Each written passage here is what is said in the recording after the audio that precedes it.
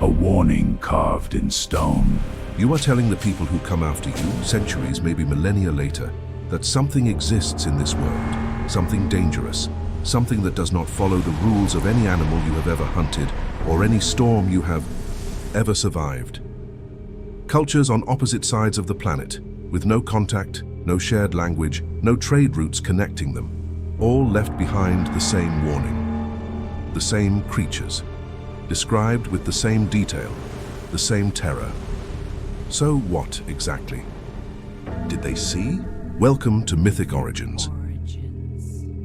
Today, we are going into some of the darkest corners of ancient human memory. We are looking at 5 creatures, 5 monsters, that were not invented for entertainment. They were recorded as real. They were feared as real. And in many cases, entire civilizations built rituals, temples, and sacrificial systems specifically to protect themselves from these things.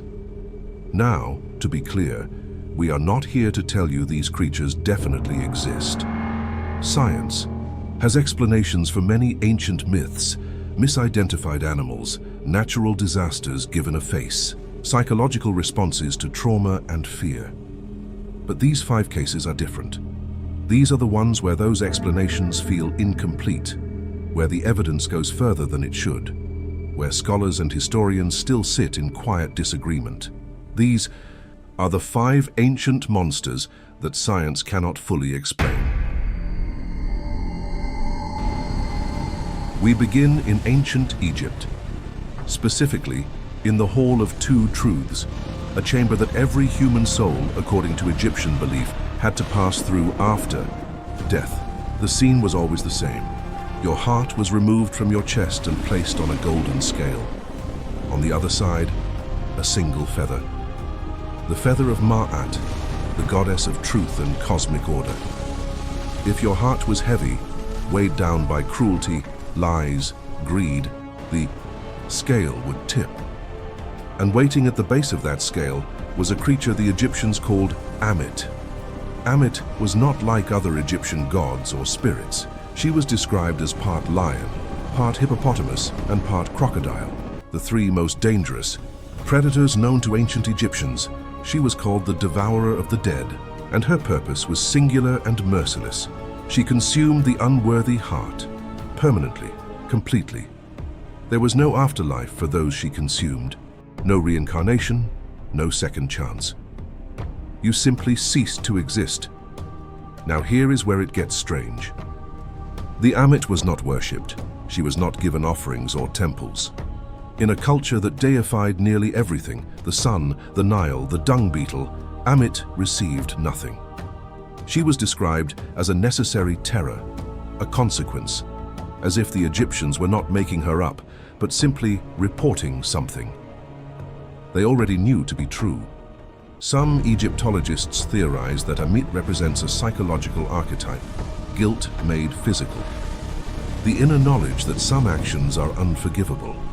But others point to something more unsettling, the near-identical descriptions of consuming hybrid predator spirits appear in Mesopotamian texts, Vedic Hindu cosmology, and even certain West African traditions, all independently, all predating contact with Egyptian culture. A coincidence of imagination or a memory of something real? Monster move north and east from Egypt into the ancient civilizations of Mesopotamia, the region we now call Iraq. Here, between the Tigris and Euphrates rivers, in one of the oldest urban civilizations in human history, another creature was recorded with extreme consistency. His name was Pazuzu, and unlike many ancient monsters, we have his face. Multiple faces. Hundreds of amulets, statues, and carvings of Pazuzu have been found across Mesopotamia, more than almost any other supernatural entity from the ancient world. He has the body of a man, the wings of an eagle, the claws of a lion, the tail of a scorpion, and a face that is both grotesque and unmistakably intentional. His head is tilted back, his right hand raised. His expression, if you can call it that, is one of command. Pazuzu was the king of the demons of the wind. He brought plagues from the desert. He carried disease on the southwestern storms. Ancient Mesopotamian texts describe him as the force behind infant death, fever, and pestilence, the bringer of famine and the poisoner of crops. But here is the twist that historians still debate. Pazuzu was also used as a protective spirit. Mothers wore his face around their necks during childbirth. His image was placed above doorways, not to invite him in, but to warn other demons away. The ancient Mesopotamians believed that only Pazuzu could repel Pazuzu, that the only protection from this force was the force itself. Modern archaeologists have recovered Pazuzu amulets from sites spanning over 2,000 years of continuous use. His image was so potent, so consistent in its terror and power, that civilizations who replaced one another, Sumerians, Babylonians, Assyrians, all kept him, all preserved him, all feared him equally. Scientists note that Pazuzu's description aligns with early attempts to personify epidemic disease, the invisible, wind-carried death that could take children overnight. A rational explanation. Except the physiological. Details of his face, the forward-facing eyes, the layered features, do not match any known symbolic tradition. They match, instead, the descriptions of creatures found in ancient Indian and pre-Columbian American texts. Again, independently. Again with the same face. Section 3.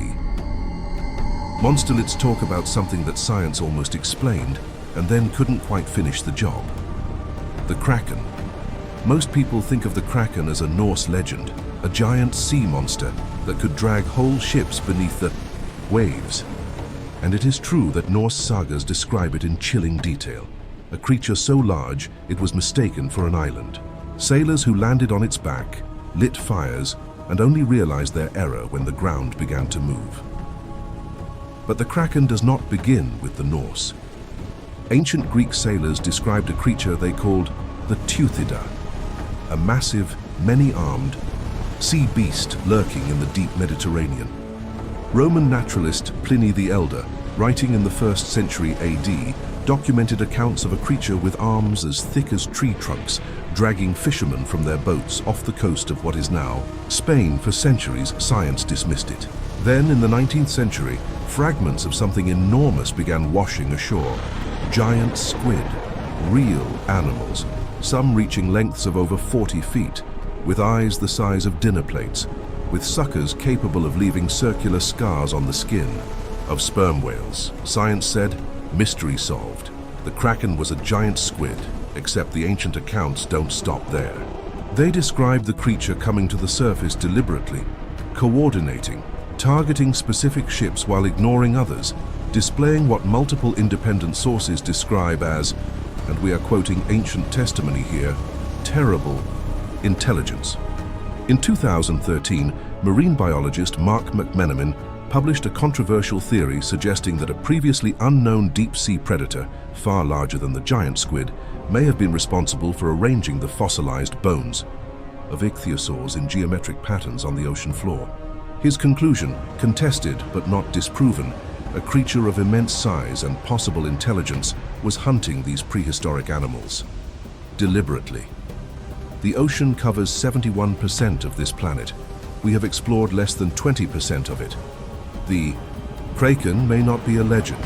It may simply be a creature we haven't found yet. This next creature is perhaps the most geographically widespread monster in all of human history. And that fact alone should stop you cold. The Nāga. In Hindu and Buddhist tradition, the Nāga are a race of serpentine supernatural beings, part human, part serpent, of immense power and ancient intelligence. They dwell beneath the earth and beneath sacred waters. They guard treasure, they control rainfall. They are neither wholly evil nor wholly good. They are ancient, immoral, and vast. Nāga worship is documented in India as far back as 3000 BCE. But the same creature, same description, same dual nature, same association with water and underground realms, appears independently in ancient Cambodian civilization, in Thai and Burmese culture, in the mythology of the Aztec and Maya, under the name Quetzalcoatl and Kukulkan in Sinontisan ancient Chinese dragon lore, and in Mesopotamian accounts of the serpent Ningishzida, across cultures with no documented contact, across thousands of miles of ocean and mountain range, the same creature, the same story. Scholars have proposed the obvious, that serpents are universally frightening and human psychology naturally elevates what it fears. A reasonable theory. But the Nāga accounts go beyond fear of snakes.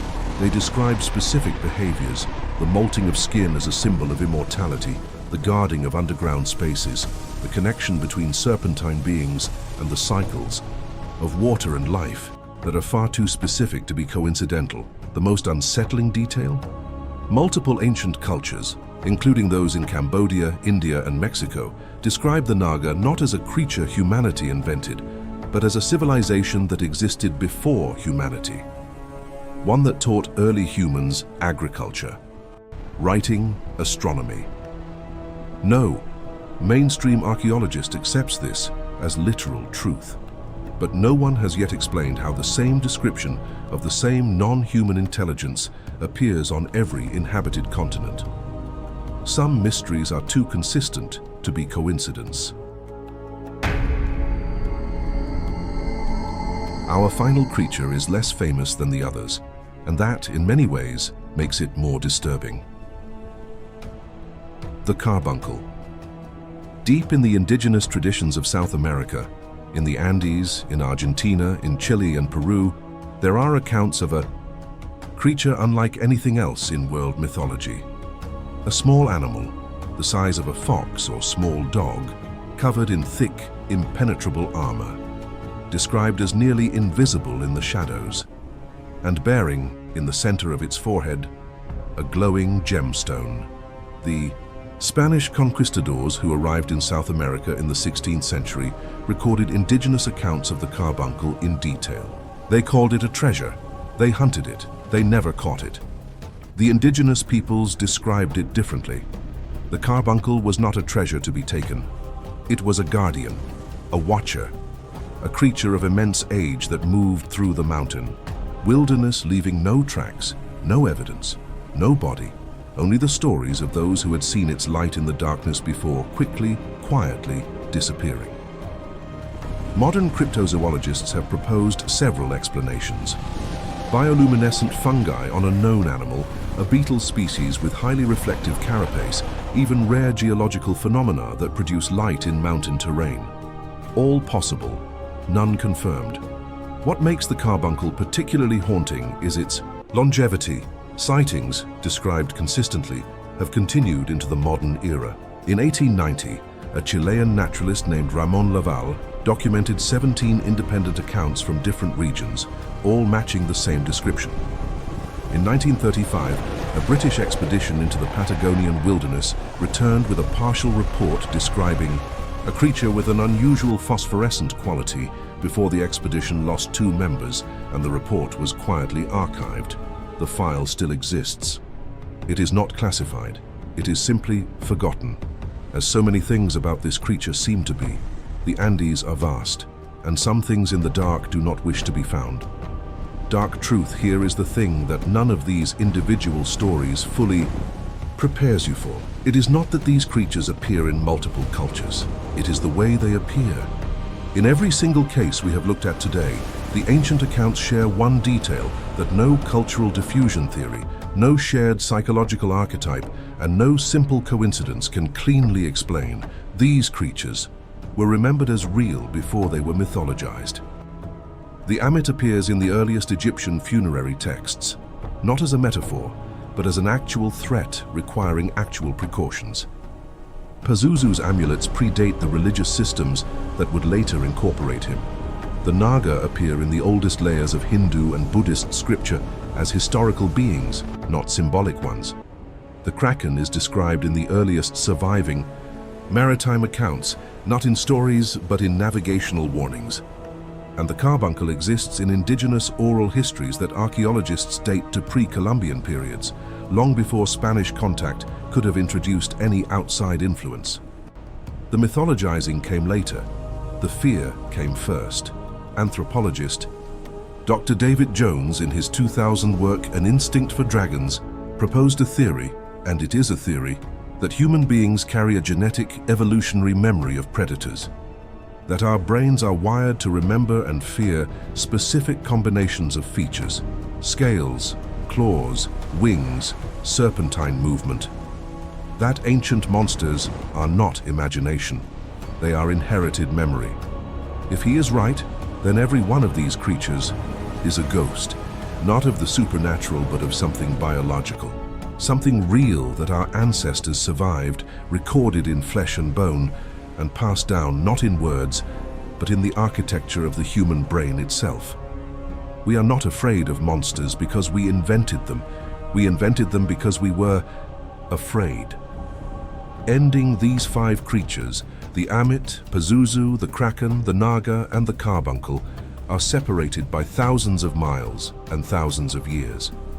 They were recorded by people who never met each other, who spoke different languages, who worshipped different gods and buried their dead in different ways, and yet all of them looked into the darkness of the deep ocean, the darkness of the jungle and the mountain and the desert night, the darkness of the moment after death, and they saw the same things looking back. Science has not explained that, not fully, not yet, and perhaps that is the most unsettling truth of all.